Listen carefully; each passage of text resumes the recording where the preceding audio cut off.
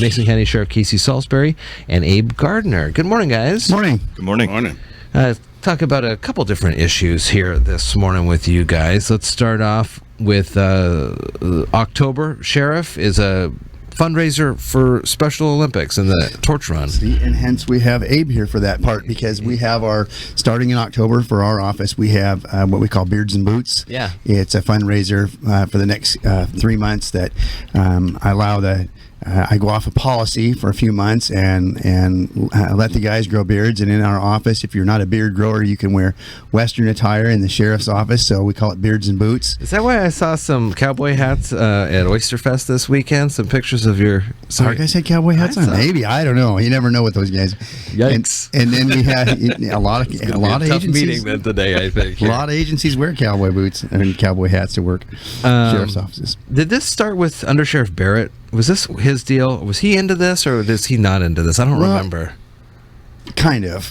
You remember Jim's Marine. And so we kind of go off the more conservative standards. But this idea came up. The guys always want to have beards. And I be honest with you, I am not a fan of it. And my answer to them is, when they want to have beards year round, I always tell them that, hey, when the U.S. Marine Corps and the Commandant says the Marines can have beards and dress blues, we'll have beards in the sheriff's office.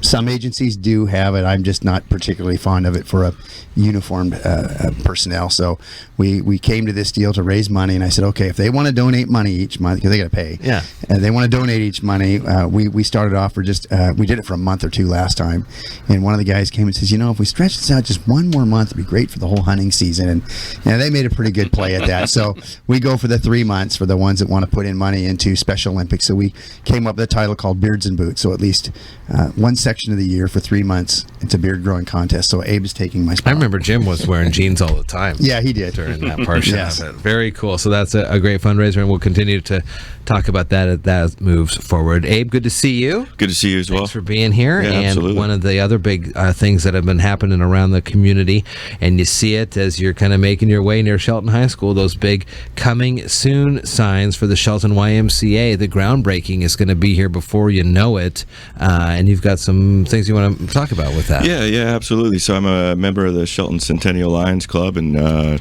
somewhat of a newer club. So we've been trying to participate in as many community events and activities as possible, and one of those is the pledging some monies towards the new YMCA. Oh, great.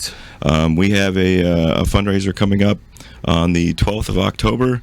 One of our key members of our group is Dr. Yu, Diana Yu, and she's a huge Zumba fan, and so she's been leading a charge to raise some funds by providing some Zumba classes. So on October 12th at the Briggs YMCA. Sure. And it'll be from 12 to 2. So it's kind of a unique Zumba opportunity. All the instructors that day will be men. And so that's... Are you doing it? I'm not an instructor. But I will be there with the group. So, Casey, you ever done Zumba? No, I made the attempt one time to do a thing like that. It's kind of like everybody's going left and I'm bobbing right, and everybody's going forward, and I'm going. It's very dangerous with me involved. For sure. What's it mean? Let's talk about the why a little bit here. And you've been around the community a long time, Sheriff, and you've seen some iterations of groupings for kids and things for kids to do. We had, SOC many years ago, things like that. It's kind of transitioned into the pool project now, kind of people focusing on the Y project. To have something like this in our community, it's got to help and with the kids, keeping them busy, but then also kind of a nice gathering place for folks. Oh, it is. Any time that you can have organized and good recreational activities for kids is outstanding. I heard them talking this morning about the basketball. Kathy talking about that. I was a health and PE teacher, and I'll tell you that the idea of health and PE has gone way the wrong direction over the years, and we see a lot of health concerns coming in with very young kids because of their level of fitness or the lack of level of fitness. And so anything that you can do for that, and then, like you say, have a gathering in a nice place, a decent facility, it's semi-supervised, is good for the community. I can think of two things when you're talking about the YMCA in Olympia at Briggs. I'm so old that I can remember that was Briggs Nursery when I was a deputy over there. There was a nursery out there. Well, it's not that old. I mean, I used to drive by it all the time. There was no YMCA go there. To school there. And an organization down out of Rochester when I started was called the Rochester Organization of Families. It started in an old gas station. This lady put this together. Now it's grown to be a big deal for kids in that area. And anything that we can bring into our community that's a positive thing for kids and recreation, or not just kids, for everyone, really, the Y, I think is a good thing. That whole place over there is totally transformed. There's so many townhomes, and used to be nothing out there. Used to be a field. Oh yeah, just all Briggs Nursery for sure. I know you were at got an email from the village people, by the way. They're going to be there for the why? Perfect. The ribbon cutting, maybe. You were at the football game Friday. Yes. Were you at the football Shelton game on Friday night? No, but it was a salute to service night. Yes, it was.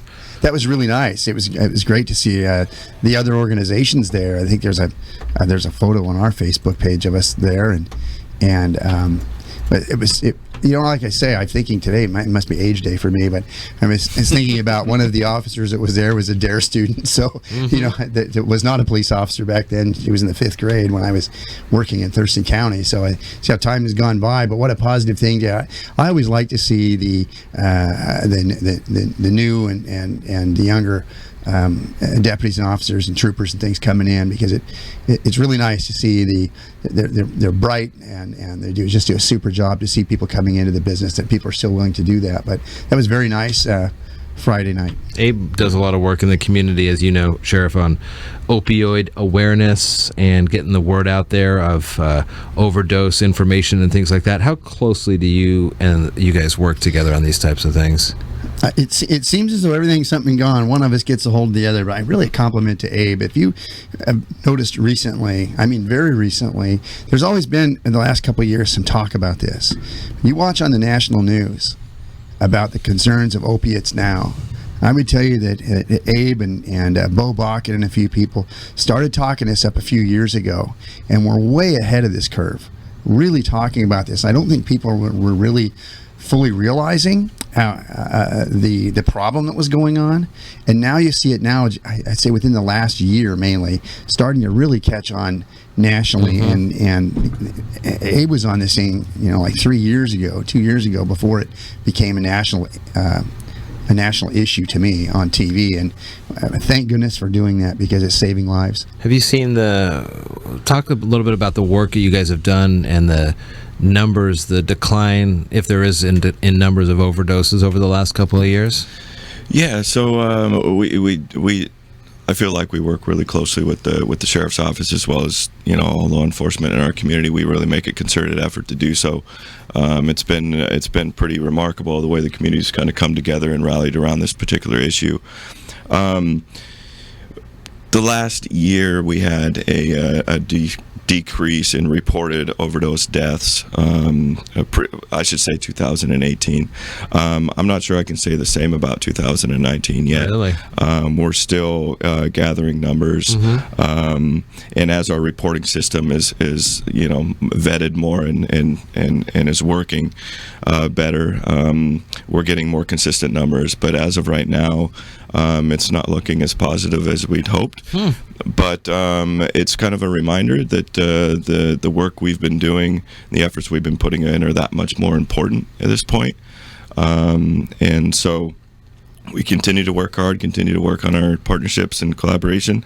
And I do want to plug a program real quick. And speaking of Chief Bo Bakken, I think he's come on and talked a little bit about it. I think we mentioned it along the way, but the quick response team that he is heading up and putting together, we're finally to the point of there's a team being assembled, and they're about to roll that program out officially.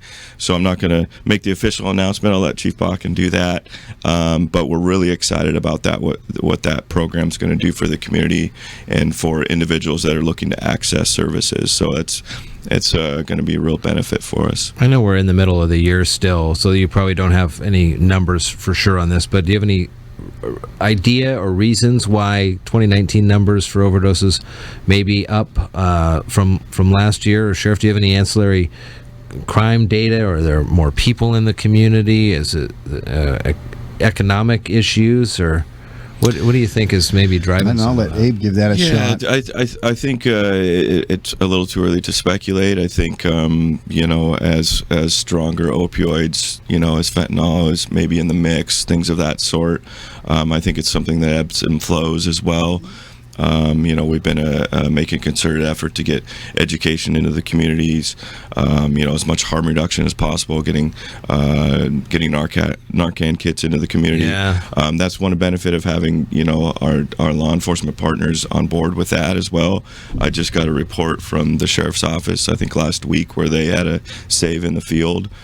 So we're really, appreciative of that and their willingness to participate in that way. But I think it'd be too early to speculate on what the super challenging. I don't recall where it was at. It was on the news the other day about those tablets being released into one of the counties, and a couple of kids, perished as a result of that. And it's like, it's not like you control the borders of your county of people coming in and coming out and where people are coming from, the influx of people. But that one apparently was kind of confined to that area. But any of those things that all of a sudden gain some type of popularity in the community among young people or among anyone, and then you have some losses there, it's kind of hard to control that. You mentioned a minute ago, I plug in for somebody who really does a super job. You talked about Dr. Yu. When I was the DARE officer for many years in the Thurston County area teaching in public schools, Dr. Yu was our biggest supporter in there, and she was the county medical director.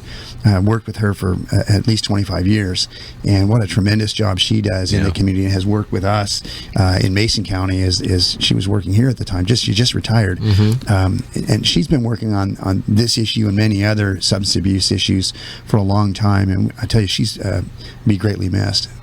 Is a big distinction here in making it more difficult to combat the opioid crisis that it's not, like when I was growing up, it seemed like there was more like niche drug abuse, like, you'd go by and you go, that's a crack house, or as long as you avoid this park over here, you're okay. It seems like the opioid crisis is different in my eyes because it affects young and old. It's not a blue collar thing or a white collar thing.